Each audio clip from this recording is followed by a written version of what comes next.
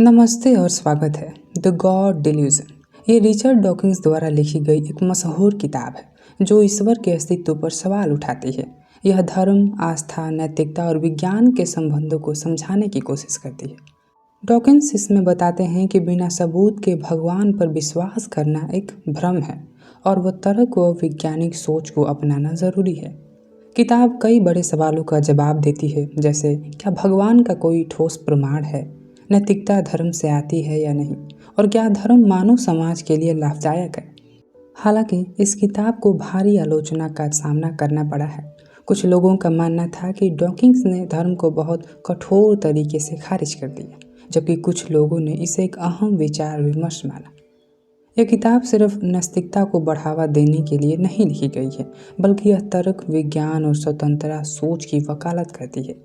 Dawkins का उद्देश्य यह समझाना है कि बिना ईश्वर में विश्वास किए बिना भी हम एक नैतिक और पूर्ण जीवन जी सकते हैं, और हम सच्चाई को अपनाने के लिए तैयार हैं या नहीं। अगले कुछ मिनटों में ये सारी कन्फ्यूजन दूर होने वाली है, तो चलिए शुरू करते हैं।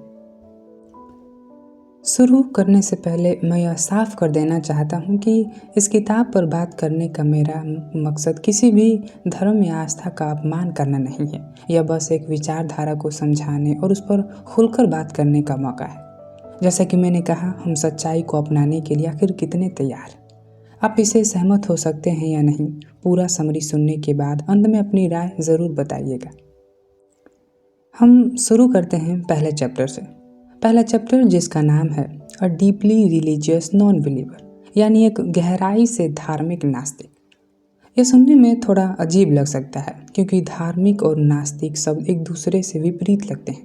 लेकिन रिचर्ड डॉकिंस यहाँ जिस धार्मिकता की बात कर रहे हैं वह किसी भगवान या पूजा पाठ से जुड़ी नहीं है। उनका मतलब एक गहरी जिज्ञासा और ब्रह्मांड के प्रति सम्मान से है, जिसे कुछ वैज्ञानिक भी महसूस करते हैं। अब इस लेसन्स में डॉकिंस हमें क्या समझाने वाले हैं, उसे ध्यान से देखते हैं। वे बताते हैं कि जब लोग धर्म शब्द सुनते हैं तो वे आमतौर पर भगवान या आस्था की बात सोचते हैं।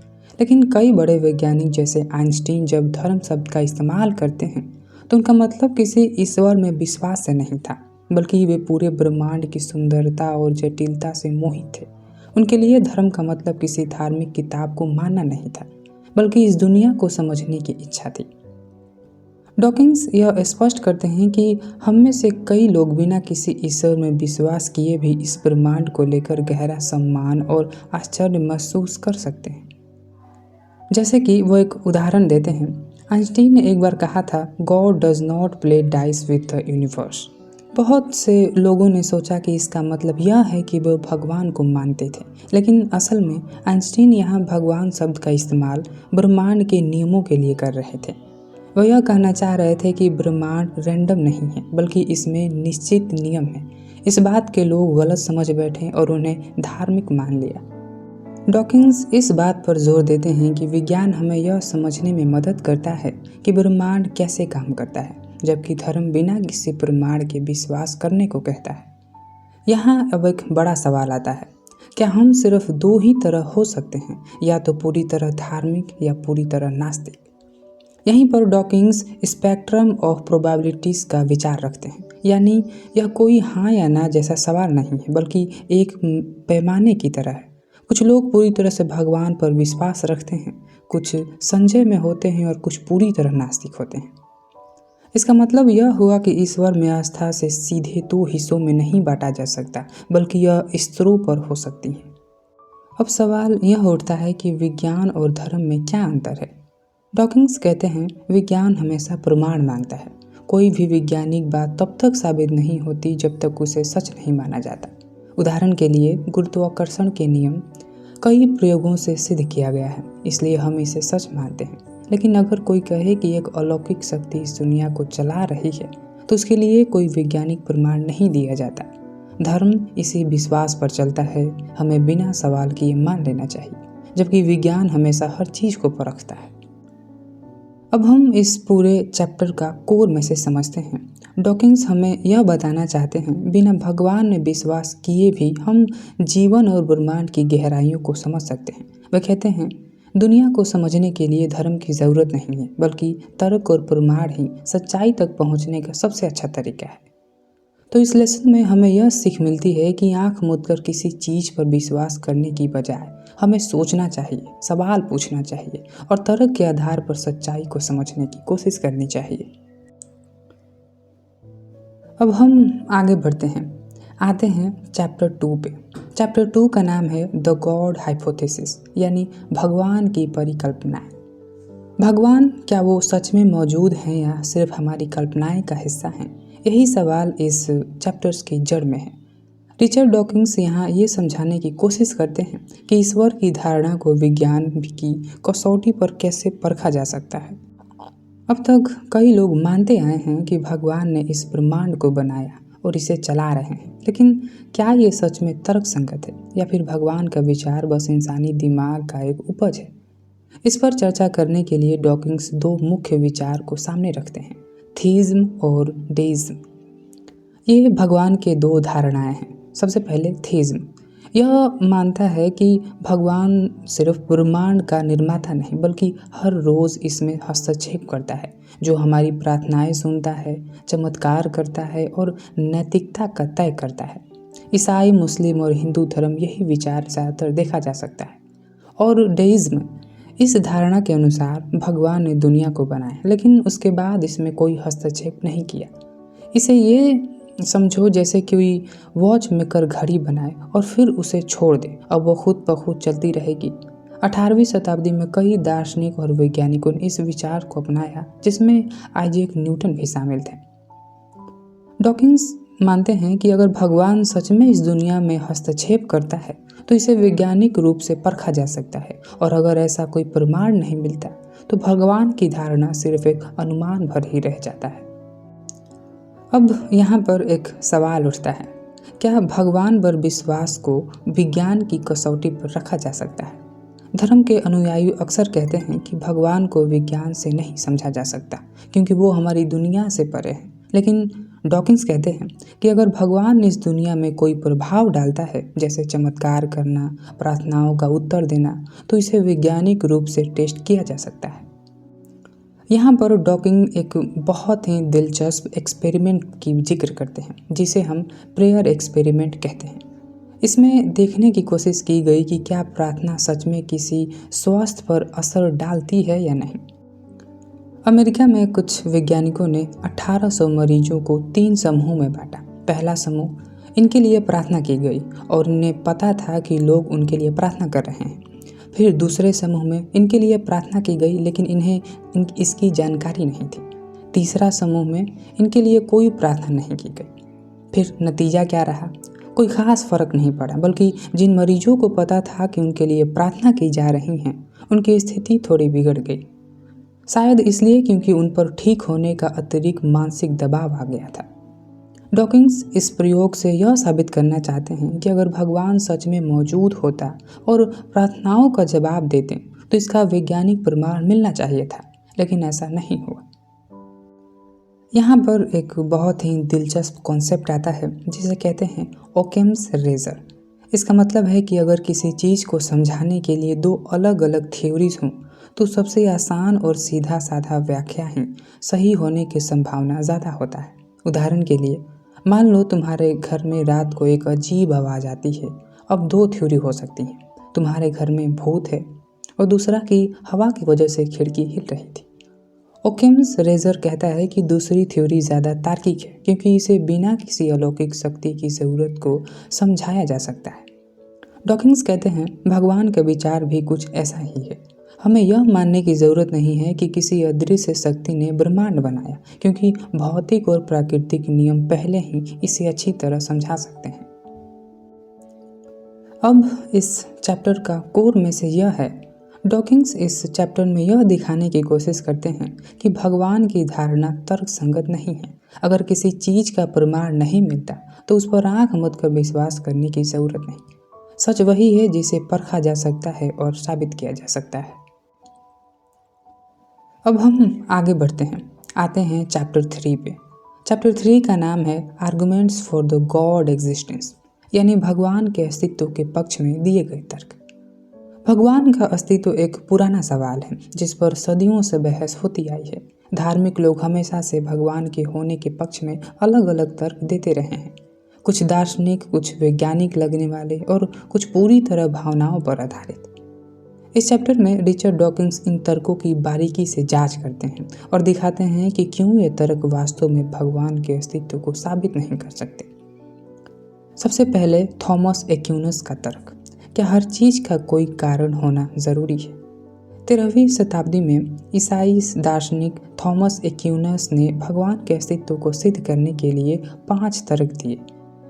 उनमें से कुछ मुख्य 3 तर्क ये थे। पहला, हर चीज का कोई कारण होता है।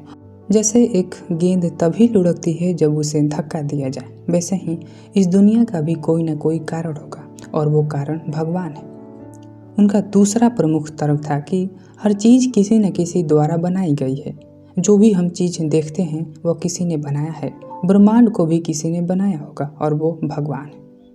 उनका तीसरा तर्क था कि हर चीज का एक अंतिम स्रोत होता है। अच्छे और बुरे के बीच अंतर करने के लिए हमें किसी परम नैतिक शक्ति की जरूरत है और वो भगवान है। ये तर्क सुनने में ठोस लग सकते हैं, लेकिन डॉकिंस इनमें बड़ी खामी निकालते हैं। अगर हर चीज का कोई कारण होना जरूरी है तो भगवान का कारण क्या है? उन्हें भी तो किसी ने बनाया होगा।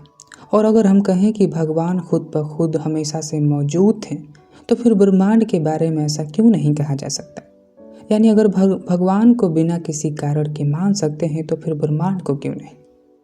इसलिए थॉमस एक्विनस का तर्क फिट नहीं बैठता। अब हम दूसरे आर्गुमेंट पे आते हैं जो गॉड के पक्ष में दी जाती है।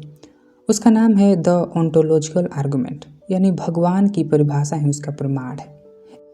11वीं सदी में एस.टी. एंसेलम ने भगवान को साबित करने के लिए अनोखे तर्क दिए, जैसे ईश्वर सबसे महान चीज़ है जिसकी हम कल्पना कर सकते हैं। अगर वो सिर्फ हमारे दिमाग में है और असल में मौजूद नहीं है, तो कोई और चीज़ महान होगी जो असल में मौजूद हो। इसलिए भगवान का असल में मौजूद होना ज़रूरी है।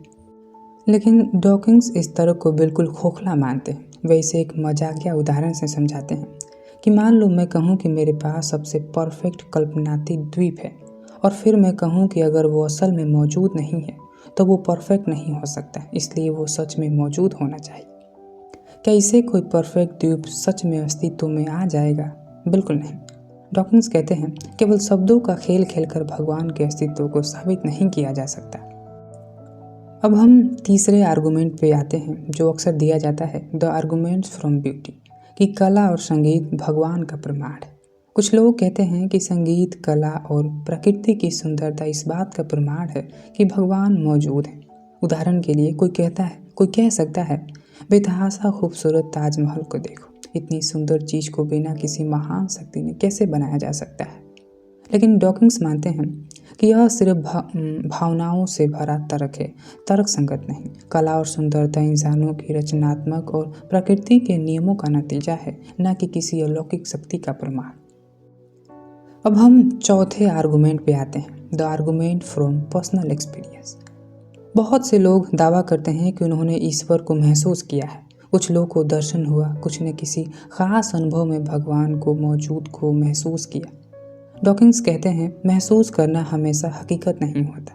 जब हम डरते हैं तो हमें अंधेरे में कोई परछाई दिख सकती है, लेकिन इसका मतलब ये नहीं है कि वहाँ सच में कोई भूत है। कई लोग एलियंस के अपहरण का दावा भी करते हैं, लेकिन इसका वैज्ञानिक प्रमाण नहीं होता।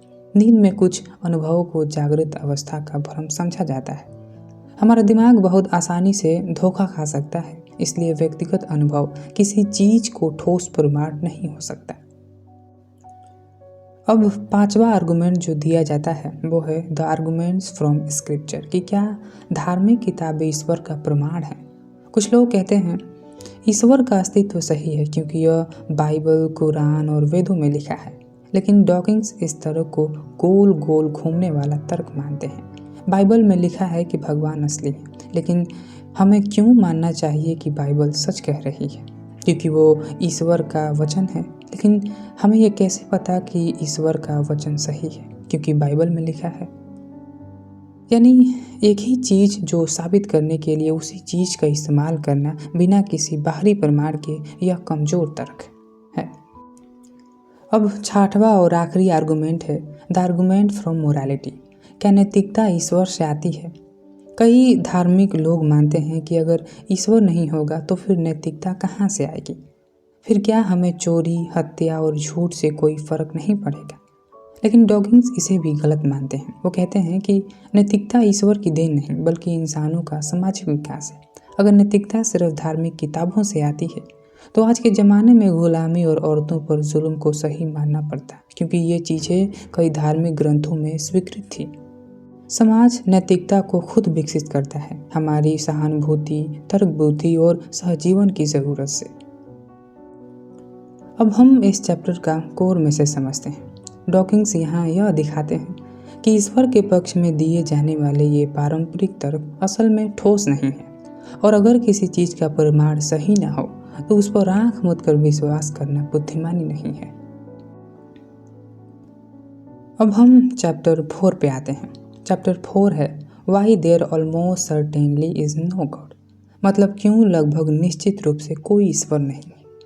यह चैप्टर डॉकिंग की किताब का सबसे केंद्रीय और ज़रूरी हिस्सा है। यहाँ वे सीधे सीधे इस सवाल से टकराते हैं कि क्या भगवान के अस्तित्व की संभावना है, और अगर नहीं तो क्यों लगभग निश्चित रूप से कोई ईश्वर नहीं है। डॉकिंस इस बहस में तर्क और विज्ञान के हथियारों से उतरते हैं। वे समझाते हैं कि परंपरागत धर्मों में जो ईश्वर का विचार है वह वैज्ञानिक दृष्टिकोण से बहुत असंभावित है, और इसे समझाने के लिए वे एक बहुत महत्वपूर्ण सिद्धांत का सहारा लेते हैं, डार्विन का विकासवाद और असंभववाद का तर्क, यानी आर्गुमेंट्स फ्रॉम इम्प्रोबेबिलिटी।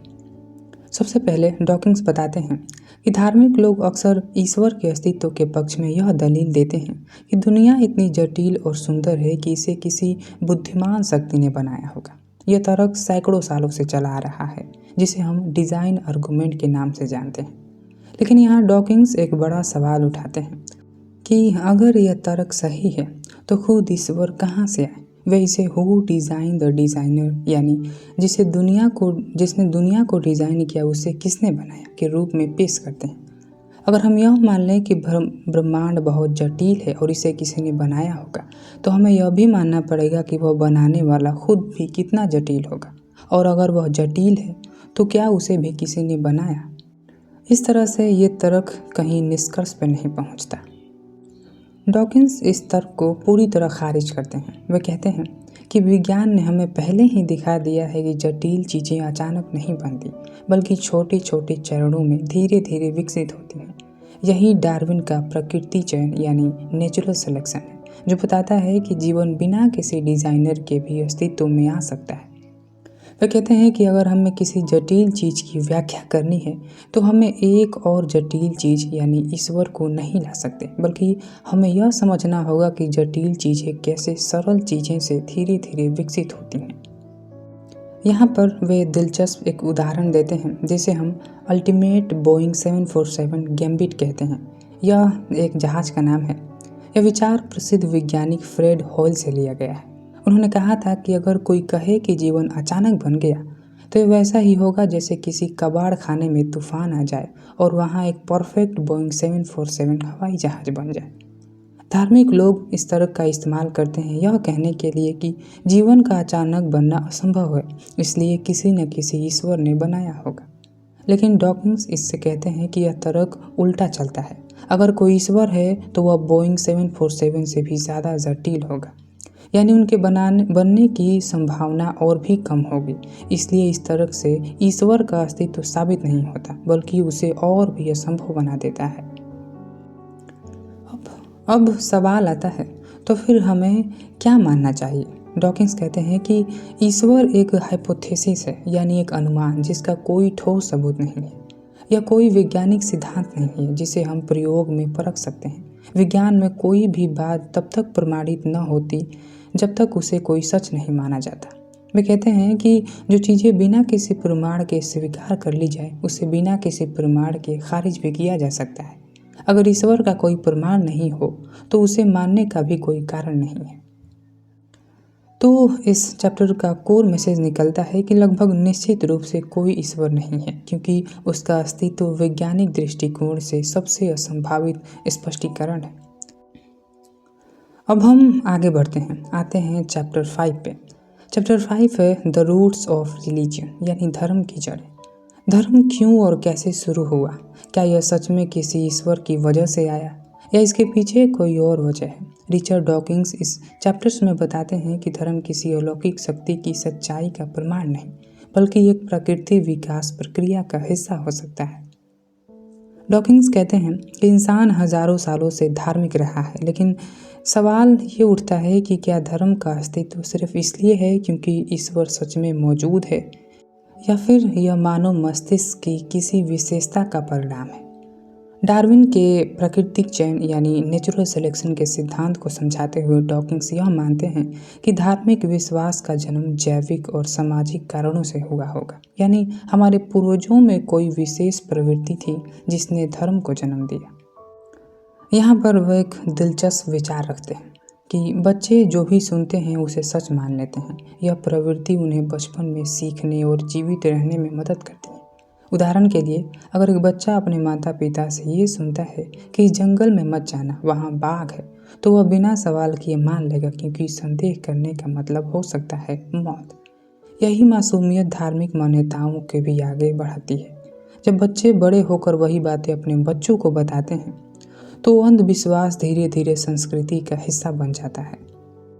समाज में सहयोग और नैतिकता की ज़रूरत होती है। प्राचीन काल में जब इंसान छोटे समूहों में रहते थे तो ऐसे नियम बनाए गए जो समाज को संगठित रखते थे।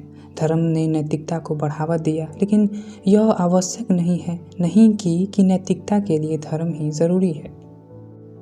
डॉकिंस यह भी बताते हैं कि सहयोगी प्रवृत्ति यानी एल्ट्रुइज्म हमें धर्म से जुड़ने के लिए प्रेरित करती है। वह प्राकृतिक चयन का एक उत्पाद हो सकती है, यानी धर्म का जन्म इसलिए नहीं हुआ कि कोई ईश्वर था, बल्कि इसलिए कि समूह के रूप में रहने और सहयोग करने की ज़रूरत है। तो यहाँ पर एक सवाल आता है कि अंधविश्वास कैसे बचा रह गया।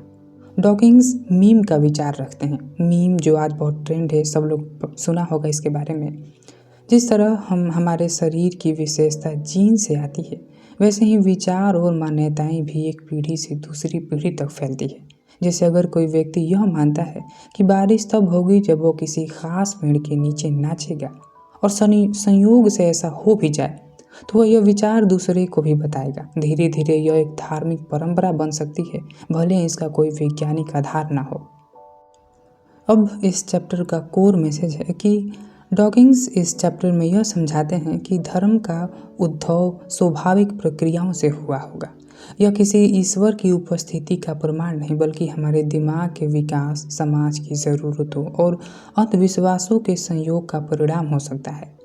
तो क्या धर्म को पूरी तरह नकार देना चाहिए? डॉकिंस यहाँ यह नहीं कहते कि धर्म पूरी तरह बुरा है, लेकिन वे यह ज़रूर मानते हैं कि हमें धर्म के सवालों के बिना स्वीकार नहीं करना चाहिए। हर चीज़ को वैज्ञानिक और तार्किक दृष्टिकोण से परखना ज़रूरी है। अब हम 6वें चैप्टर पे आते हैं, जिसका नाम है the roots of morality, why are we good, यानी नैतिकता की जड़ें, हम अच्छे क्यों होते हैं।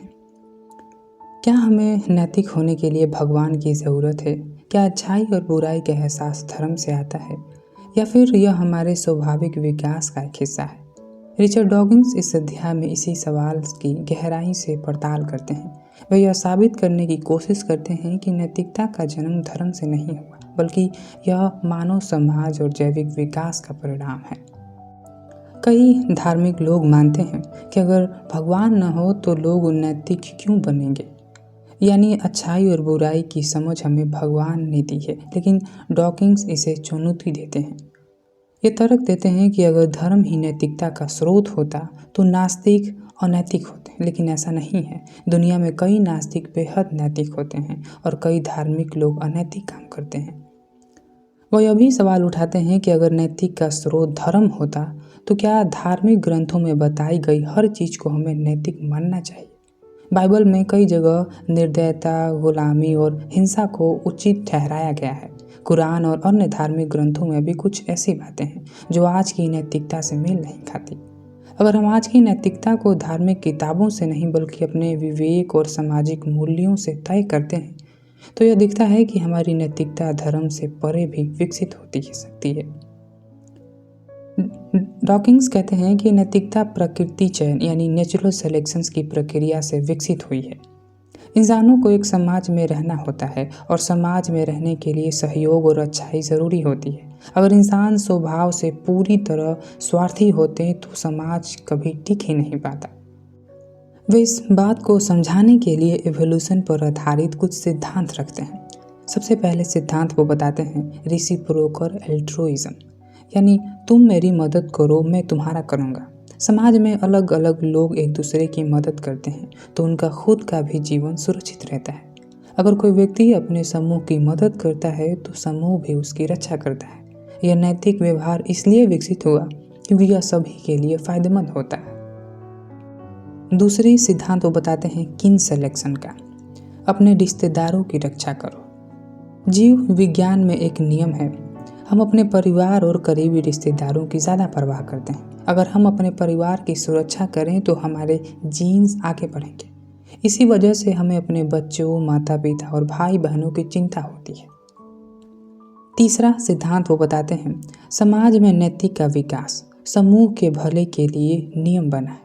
धीरे धीरे समाजों और नैतिकताओं के नियमों के रूप में स्थापित किया गया। चोरी करना, झूठ बोलना और हिंसा करना गलत माना जाने लगा क्योंकि इससे समाज कमज़ोर होता है। इस नैतिकता को बाद में धर्म को अपनी शिक्षाओं में शामिल कर लिया। तो क्या भगवान के बिना भी लोग अच्छे हो सकते हैं? डॉकिंस कहते हैं कि लोग बिना किसी धार्मिक आस्था के भी नैतिक हो सकते हैं। अगर कोई व्यक्ति केवल इस डर से अच्छा बनता है कि उसे नरक में नहीं जाना पड़े तो क्या वह सच में नैतिक है? यह सवाल बहुत ज़रूरी है। सच्ची नैतिकता वह होती है जो कोई व्यक्ति बिना किसी इनाम या सज़ा के डर से अपनी इच्छा से काम करता है। वे कुछ शोधों का भी हवाला देते हैं जिनमें यह देखा गया है कि नास्तिक और धार्मिक लोगों में नैतिकता का स्तर लगभग समान होता है। कई मामलों में नास्तिक लोग ज़्यादा दयालु और न्यायप्रिय पाए गए हैं। अब इस चैप्टर का कोर मैसेज है, डॉकिंस यह दिखाने की कोशिश करते हैं कि नैतिकता का स्रोत धर्म नहीं बल्कि यह एक जैविक और सामाजिक प्रक्रिया है। हम अच्छे इसलिए नहीं हैं क्योंकि हमें भगवान के डर लगता है, बल्कि इसलिए क्योंकि अच्छाई से समाज और हम खुद को सुरक्षित रहते हैं। नैतिकता की उत्पत्ति प्राकृतिक चयन और सामाजिक विकास से हुई है, न कि किसी दैविक आदेश से। वे अंत में यह कहते हैं कि हमें नैतिकता को धर्म से जोड़कर नहीं देखना चाहिए। अच्छाई और नैतिकता हमारे तर्क, संवेदना और समाज की ज़रूरतों से आती हैं और हमें इसे विज्ञान और तर्क से समझना चाहिए।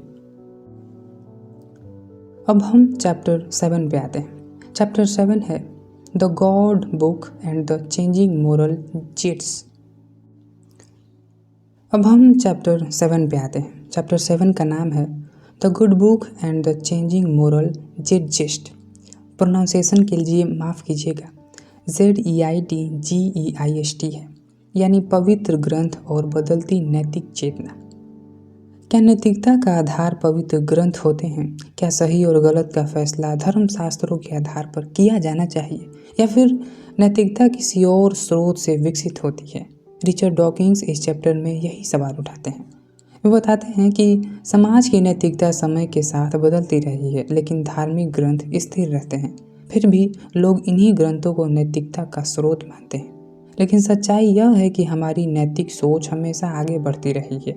धार्मिक किताबें नहीं बल्कि समाज और सभ्यता हमें नैतिक बनाती हैं।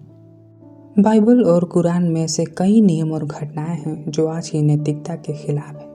अगर धार्मिक ग्रंथ नैतिकता का अंतिम स्रोत होते तो क्या उनमें सभी शिक्षाओं का पालन करना चाहिए जो इनमें लिखी है? लेकिन सच्चाई यह है कि लोग धार्मिक किताबों में से अपनी सुविधा अनुसार बातें चुनते हैं और बाकी को अनदेखा कर देते हैं। वे बाइबल में लिखे कुछ नैतिक रूप से आपत्तिजनक उदाहरण देते हैं। सबसे पहला है स्लेवरी यानी गुलामी। पुराने नियम में गुलामी को न केवल स्वीकार किया गया बल्कि उसे सही भी ठहराया गया। उसमें लिखा गया है कि यहूदी अपने पड़ोसी देशों से गुलाम खरीद सकते हैं और उन्हें जीवन भर के लिए रख सकते हैं। तो क्या यह नैतिक है? आज कोई भी गुलामी को सही नहीं मानता, लेकिन धर्म ग्रंथों में इसे कभी पाप नहीं कहा गया। दूसरा पॉइंट है महिलाओं की स्थिति। बाइबल और कुरान में कई जगह महिलाओं को पुरुष से नीचे रखा गया है। उसमें लिखा गया है कि महिलाएं पुरुषों को सिखाने या उन पर अधिकार रखने का प्रयास न करें। कई धार्मिक परंपरा में आज भी महिलाओं को पुरुषों के बराबर अधिकार नहीं दिए जाते। तीसरा पॉइंट है क्रूर संजाय और हिंसा। उसमें लिखा गया है कि अगर बेटा माता पिता का बात नहीं मानता तो उसे पत्थरों से मारकर मार डालना चाहिए। क्या आज कोई भी ऐसे कानून को नैतिक मान सकता है? और हिंदू धर्म में भी सती प्रथा को सही माना जाता था, लेकिन आज ये अनएथिकल माना जाता है।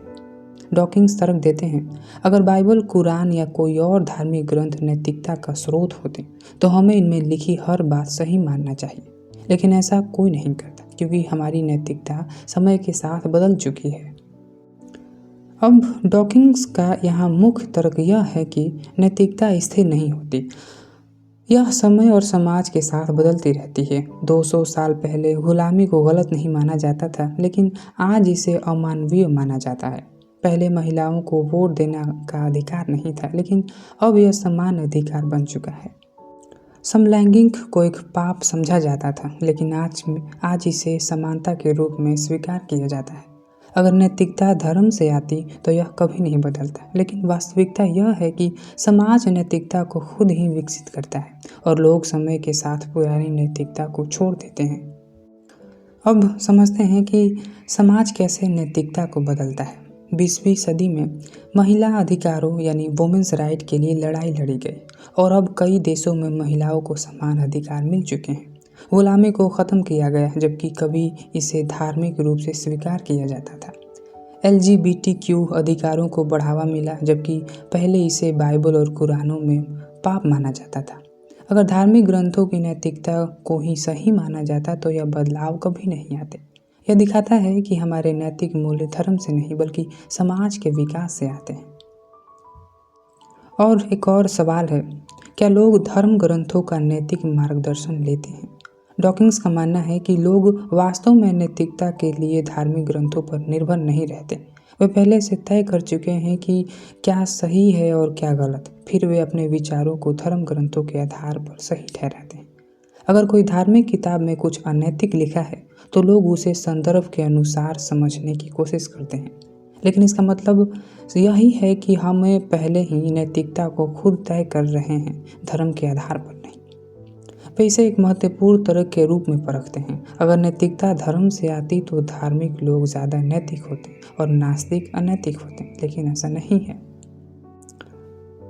अब हम कोर मैसेज की बात करते हैं। डॉकिंस का निष्कर्ष साफ है, हमारी नैतिकता का स्रोत धर्म नहीं है, बल्कि यह हमारे समाज और सभ्यता के विकास से आती है। अब हम आगे बढ़ते हैं, आते हैं चैप्टर 8 पे। चैप्टर 8 का नाम है what's wrong with religion, why be so hostile, यानी धर्म में क्या गलत है, इसकी इतनी आलोचना क्यों? धर्म सिर्फ एक व्यक्तिगत आस्था का विषय है या इसे समाज पर भी असर पड़ता है? क्या इसकी आलोचना करना ज़रूरी है? रिचर्ड डॉकिंस इस चैप्टर में इन्हीं सवालों का जवाब तलाशते हैं। वे यह समझाने की कोशिश करते हैं कि धर्म केवल पूजा पाठ तक सीमित नहीं है, बल्कि यह हमारे नैतिक मूल्यों, राजनीतिक और समाज में कई तरह के प्रभाव डालता है, कई बार अच्छे लेकिन कई बार खतरनाक भी।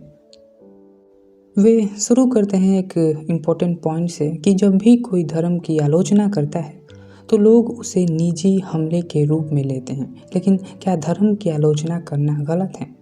वे इसे विज्ञान, राजनीति या किसी अन्य विचारधारा की आलोचना से तुलना करते हैं। हम राजनीति पर बहस कर सकते हैं, विज्ञान में नई खोजों को चुनौती दे सकते हैं, लेकिन जैसे ही कोई धर्म के बारे में सवाल उठाता है उसे इनटॉलरेंट कर दिया जाता है। डॉकिंस का मानना है कि धर्म को भी अन्य विचारधाराओं की तरह सवाल और तर्क के आधार पर परखा जाना चाहिए। अगर कोई वैज्ञानिक सिद्धांत गलत साबित होता है तो उसे छोड़ दिया जाता है, लेकिन धर्म में कई ऐसे विश्वास होते हैं जिन्हें बिना प्रमाण के मान लिया जाता है और उन पर सवाल उठाना टैबू माना जाता है, यानी वर्जित माना जाता है। डॉकिंस अब धर्म के नकारात्मक प्रभाव बताते हैं। धर्म ने इतिहास में कई तरह की समस्याएं खड़ी की हैं। वे कुछ महत्वपूर्ण उदाहरण देते हैं। सबसे पहला, धार्मिक युद्ध और हिंसा। धर्म के नाम पर कई युद्ध लड़े गए हैं। जैसे क्रिसेड या धर्म के नाम पर आतंकवाद, इस्लामिक जिहाद और ईसाई धर्म युद्ध इसका उदाहरण है। दूसरा कि बाल शोषण और धार्मिक संस्थाएं।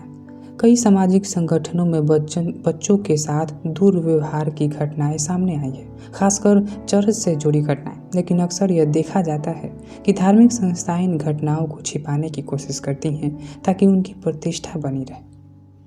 तीसरा नकारात्मक चीज़ है वो है गैर तर्कसंगत मान्यताएं यानी सुपरस्टिशंस। धर्म कई बार ऐसे विचारों को बढ़ावा देता है जो बिना किसी तर्क या प्रमाण के होते हैं। उदाहरण के लिए कुछ धर्म में यह सिखाया जाता है कि बीमारियां भगवान का श्राप का कारण होती हैं, जबकि विज्ञान स्पष्ट रूप से बताता है कि बीमारी वायरस और बैक्टीरिया के कारण होती है। चौथा नकारात्मक प्रभाव है मृत्यु दंड और अमानवीय दंड।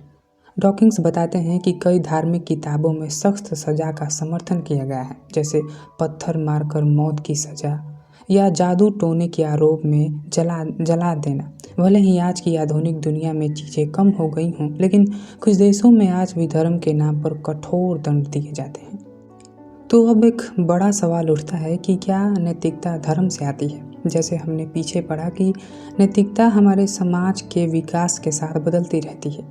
वे इस बात का उदाहरण देते हैं कि कई धर्मों में स्लेवरी को सही ठहराया गया था, लेकिन जैसे जैसे समाज विकसित हुआ लोगों ने समझा कि गुलामी गलत है। यह बदलाव धार्मिक किताबों को दोबारा पढ़कर नहीं हुआ, बल्कि समाज में नैतिक मूल्यों के विकास से हुआ। अंत में यह एक सवाल उठाते हैं कि अगर धर्म समाज में न हो तो क्या होगा। वे कहते हैं कि धर्म के बिना लोग नैतिक हो सकते हैं। वास्तव में वे मानते हैं कि एक धर्म निरपेक्ष समाज में लोग तर्क और प्रमाण के आधार पर बेहतर निर्णय ले सकते हैं, बिना किसी अंधविश्वास या धार्मिक पूर्वाग्रह के। अब इस चैप्टर का कोर मैसेज यह है। इस चैप्टर में डॉकिंस यह तर्क देते हैं कि धर्म केवल व्यक्तिगत आस्था का मामला नहीं है, बल्कि यह समाज पर गहरा प्रभाव डालता है। कुछ जगहों पर यह सकारात्मक हो सकता है, लेकिन कई बार यह युद्ध, हिंसा और अंधविश्वास को बढ़ावा देता है। इसलिए इसकी आलोचना करना गलत नहीं है। हर विचारधारा की तरह धर्म को भी सवालों और तर्कों की कसौटी पर परखा जाना चाहिए। अब हम चैप्टर 9 पे आते हैं। ये बहुत ही महत्वपूर्ण चैप्टर है, जिसका नाम है childhood abuse and the escape from religion, यानी बचपन, शोषण और धर्म से मुक्ति। क्या धार्मिक विश्वास बचपन में जबरदस्ती थोपा जाना मानसिक शोषण हो सकता है? रिचर्ड डॉकिंस इस चैप्टर में इसी मुद्दे को उठाते हैं। वे इस बात की पड़ताल करते हैं कि बचपन में धार्मिक शिक्षा कैसे बच्चों के सोचने में के तरीकों को, जीवन के फैसलों को प्रभावित करती है। साथ ही वे बताते हैं कई बार यह धार्मिक शिक्षा असली शोषण जितनी खतरनाक हो सकती है। इस चैप्टर की शुरुआत वो एक बहस के साथ करते हैं कि क्या बचपन में धार्मिक शिक्षा देना एक सामान्य प्रक्रिया है या यह बच्चों की स्वतंत्रता सोच पर रोक लगाता है। वे इस बात को चुनौती देते हैं कि छोटे बच्चों को उनको माता पिता के धर्म के अनुसार क्रिश्चियन बच्चा या मुस्लिम बच्चा कहना गलत है। वह एक उदाहरण देते हैं, अगर कोई बच्चा अपने माता पिता की राजनीतिक विचारधारा को अपनाए तो हम उसे कम्युनिस्ट बच्चा या कैपिटलिस्ट बच्चा नहीं कहते, तो फिर हम बच्चों को उनके माता पिता के धर्म के आधार पर धार्मिक पहचान क्यों देते हैं। डॉकिंस का मानना है कि बच्चों को खुद सोचने और अपने विचार बनाने की आज़ादी दी जानी चाहिए, बजाय इसके कि वे जन्म से ही एक धर्म के अनुयायी बना दिया जाए। यहाँ पर एक बेहद विवादास्पद लेकिन गंभीर सवाल उठता है कि क्या बचपन में धार्मिक भय डालना मानसिक शोषण हो सकता है। वे एक असली घटना का जिक्र करते हैं। एक महिला जिसके बचपन में कैथोलिक शिक्षा पाई थी बताती है कि जिसे लगातार यह सिखाया गया था कि अगर वह पाप करेगी तो उसे नरक में जलाया जाएगा।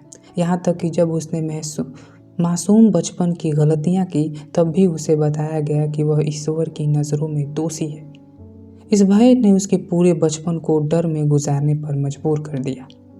डॉकिंस यह सवाल उठाते हैं कि क्या यह मानसिक प्रताड़न यानी साइकोलॉजिकल टॉर्चर नहीं है। वे इसे शारीरिक शोषण से तुलना करते हुए कहते हैं, कई बार मानसिक डर और अपराध बोध उतना ही घातक हो सकता है जितना कि शारीरिक दंड। अब हम समझते हैं धार्मिक डर, स्वर्ग और नरक का प्रभाव। कई धर्म के बच्चों को यह सिखाया जाता है कि अच्छे लोग स्वर्ग जाते हैं और बुरे लोग नरक जाते हैं। डॉकिंस इसे एक खतरनाक सिद्धांत मानते हैं क्योंकि यह बच्चों को एक डर के वातावरण में डाल देता है। जैसे कि छोटे बच्चे जो झूठ बोलते हैं या गलती से कुछ चुरा लेते हैं, वे डर जाते हैं कि वे नरक में चले जाएंगे। कुछ बच्चे अपनी प्राकृतिक इच्छाओं जैसे जिज्ञासा और प्रश्न पूछने की प्रवृत्ति को दबा देते हैं क्योंकि उन्हें डर होता है कि इससे वे पापी बन सकते हैं। डॉकिंस इस बात पर जोर देते हैं कि यह डर बच्चों की मानसिकता को हमेशा के लिए बदल सकता है। कई लोग बड़े होने के बाद भी इस डर से बाहर नहीं आ पाते और गलत को पाप मानकर अपराध बोध से ग्रस्त रहते हैं। अब वे आगे धर्म से मुक्ति का एक कठिन सफर बताते हैं। जो लोग बचपन से ही किसी धर्म में कठोर अनुशासन में रहते हैं, उनके लिए उनसे बाहर निकलना आसान नहीं होता। डॉकिंस बताते हैं कि जब कोई व्यक्ति धर्म छोड़ने की कोशिश करता है तो उसके अपने परिवार, समाज और यहाँ तक कि खुद की मानसिकता से भी संघर्ष करना पड़ता है। वे कुछ कठिनाई गिनाते हैं, जैसे कि सबसे पहला परिवार और समाज का दबाव होता है। कुछ मामलों में परिवार अपने बच्चों से रिश्ता भी तोड़ लेते हैं। दूसरी गलती है कि बचपन से धर्म की शिक्षा पाने वाले लोग धर्म छोड़ने के बाद भी गहरी गिल्ट में रहते हैं। वे सोच सकते हैं कि उन्हें कुछ पाप किया है या वे अपने ही जीवन में खोए हुए महसूस कर सकते हैं। तीसरी चीज़ जो होती है कि नए विचारों को अपनाने में कठिनाई। धर्म छोड़ने के बाद कुछ लोग यह समझने में समय लगाते हैं कि नैतिकता केवल धार्मिक ग्रंथों से नहीं आती। वे अपने नए विश्वासों के साथ सामंजस्य बिठाने में संघर्ष करते हैं। डॉकिंस बताते हैं कि यह एक कठिन प्रक्रिया है, लेकिन जो लोग धर्म से बाहर आते हैं वे अक्सर अधिक स्वतंत्र और तार्किक सोचने वाले बन जाते हैं। अब इस चैप्टर का कोर मैसेज यह है। इस चैप्टर में डॉकिंस यह तर्क देते हैं कि धर्म केवल एक निजी आस्था का मामला नहीं है, बल्कि यह बचपन से ही मानसिकता को प्रभावित करता है। वे कहते हैं कि जबरदस्ती धर्म सिखाना, आमतौर पर नरक और पाप जैसी अवधारणाओं के जरिए डर पैदा करना, मानसिक शोषण के समान हो सकता है। उनका मुख्य संदेश यह है, बच्चों को अपने विश्वास खुद चुनने की आज़ादी मिलनी चाहिए। धर्म के डर फैलाना गलत है और इससे बच्चों की मानसिकता पर बुरा असर पड़ता है। जो लोग धर्म से बाहर निकलना चाहते हैं उनके लिए यह आसान नहीं होता, लेकिन यह संभव है और कई बार यह जीवन को बेहतर बना सकता है। अब हम आखिरी चैप्टर पे आते हैं, चैप्टर 10, जिसका नाम है अ मच नीडेड गैप, कि क्या हमें धर्म की जगह भरने की ज़रूरत है। इस चैप्टर में रिचर्ड डॉकिंस एक महत्वपूर्ण सवाल उठाते हैं। अगर हम धर्म को छोड़ दें तो क्या हमारे जीवन में कोई खालीपन रह जाएगा? क्या धर्म की जगह भरने के लिए हमें कोई चीज़ चाहिए? कई लोग मानते हैं कि धर्म सिर्फ ईश्वर के विश्वास करने के लिए नहीं होता, बल्कि यह जीवन में उद्देश्य, नैतिकता और समाज के एकजुट भी देता है। डॉकिंस इस धारणा को चुनौती देते हैं और एक तर्क देते हैं, इन सभी चीज़ों को बिना धर्म के भी पाया जा सकता है। तो क्या धर्म के बिना जीवन अधूरा लगेगा? कई लोग सोचते हैं कि धर्म के बिना जीवन अर्थहीन हो जाएगा। उनके लिए प्रार्थना, धार्मिक अनुसंधान और आध्यात्मिकता मानसिक शांति का एक स्रोत है। डॉकिंस इस पर सवाल उठाते हैं, क्या धार्मिक ग्रंथों के बिना हम नैतिक नहीं हो सकते? क्या बिना स्वर्ग नरक के डर के भी लोग अच्छे काम नहीं कर सकते? क्या हमें जिंदगी का उद्देश्य खुद नहीं खोज लेना चाहिए, बजाय इसके कि कोई धर्म बताए? वे यह कहते हैं कि इंसान की जिज्ञासा और खोज की भावना ही उसे जीवन में अर्थ देती है। धर्म इस खोज को सीमित कर सकता है, लेकिन विज्ञान, कला और मानवता की सेवा जैसे काम जीवन को अर्थ दे सकते हैं। अब इसमें दूसरा पॉइंट पे बात करते हैं कि नैतिकता, क्या हमें धर्म की ज़रूरत है? बहुत लोग मानते हैं कि नैतिकता धर्म से आती है, लेकिन डॉकिंस बताते हैं नैतिकता इंसान के समाज में रहने की स्वाभाविक प्रवृत्ति से आती है। ये वह समझाने के लिए एक उदाहरण देते हैं, अगर कोई सड़क पर गिरा हुआ हो तो हमें उसकी मदद क्यों करते हैं? इसलिए क्योंकि धार्मिक किताब हमें ऐसा करने को कहता है, या इसलिए कि हमारे अंदर दया और सहानुभूति पहले से ही मौजूद है? डॉकिंस कहते हैं कि अगर धर्म ही नैतिकता का आधार होता तो हमें अच्छे काम के लिए किसी धार्मिक आदेश की ज़रूरत पड़ती, लेकिन हकीकत में हम स्वाभाविक रूप से सही और गलत को समझते हैं। अब तीसरा पॉइंट, क्या धर्म हमें उद्देश्य देता है? कुछ लोग सोचते हैं कि ईश्वर में विश्वास के बिना जीवन का कोई मीनिंग नहीं, लेकिन डॉकिंस कहते हैं कि जीवन का उद्देश्य हमें खुद बनाना होता है। वे वैज्ञानिक खोजों का उदाहरण देते हैं। जब चार्ल्स डार्विन ने इवोल्यूशन का खोज की तो यह सिर्फ एक वैज्ञानिक उपलब्धि नहीं थी, बल्कि यह इंसान के अस्तित्व की कहानी को समझने की एक नई राह थी। और जब आइंस्टीन ने रिलेटिविटी के सिद्धांत की खोज की तो यह दुनिया को देखने का एक नया तरीका बना। डॉकिंस कहते हैं कि विज्ञान, कला और प्रेम और इंसान की जिज्ञासाएं जीवन को गहराई देती है। हमें ईश्वर पर निर्भर होने की ज़रूरत नहीं है। अब चौथा पॉइंट, समुदाय और एकजुटता के लिए क्या धर्म ज़रूरी है? धर्म का एक और बड़ा पहलू है, यह लोगों को एकजुट करता है। चर्च, मस्जिद, मंदिर और गुरुद्वारे सिर्फ पूजा के स्थान नहीं होते, बल्कि ये लोगों के मिलने जुलने और सामाजिक जीवन का हिस्सा भी होते हैं। पर डॉकिंस इस पर सवाल उठाते हैं, क्या हमें एकजुट होने के लिए धर्म की ज़रूरत है? क्या हम बिना किसी धार्मिक आधार के भी सामाजिक संबंध नहीं बना सकते? वे कहते हैं कि कोई धर्म निरपेक्ष संगठन और समुदाय हैं जो बिना किसी धार्मिक आस्था के भी एक साथ आते हैं, जैसे वैज्ञानिक समाज, कला समूह, चैरिटी संगठन और सामाजिक कार्यकर्ता। तो अब आखिरी पॉइंट कि क्या हमें धर्म की जगह किसी और चीज़ से भरनी चाहिए? डॉकिंस का जवाब साफ है, हमें किसी भी धार्मिक विकल्प की ज़रूरत नहीं है। वे कहते हैं कि धर्म के बिना भी लोग खुशहाल और नैतिक जीवन जी सकते हैं। इसके लिए हमें किसी और आध्यात्मिक चीज़ की ज़रूरत नहीं है, बल्कि हमें विज्ञान, मानवता और तर्क संगत सोच को अपनाना चाहिए। वह यह उदाहरण देते हैं कि जिन देशों में धर्म का प्रभाव कम है, जैसे नॉर्वे, स्वीडन और डेनमार्क, वहाँ लोग ज़्यादा खुश रहते हैं। और इस बात का प्रमाण है कि धर्म के बिना भी समाज बेहतर काम कर सकता है। अब हम इस चैप्टर की कोर मैसेज को समझते हैं।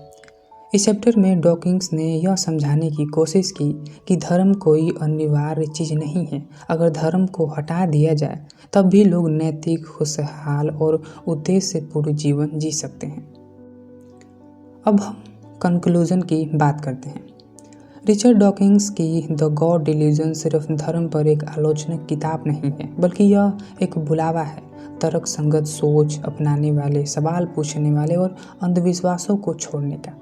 उन्होंने दिखाया कि ईश्वर की अवधारणा वैज्ञानिक दृष्टिकोण से अधिक असंभावित है।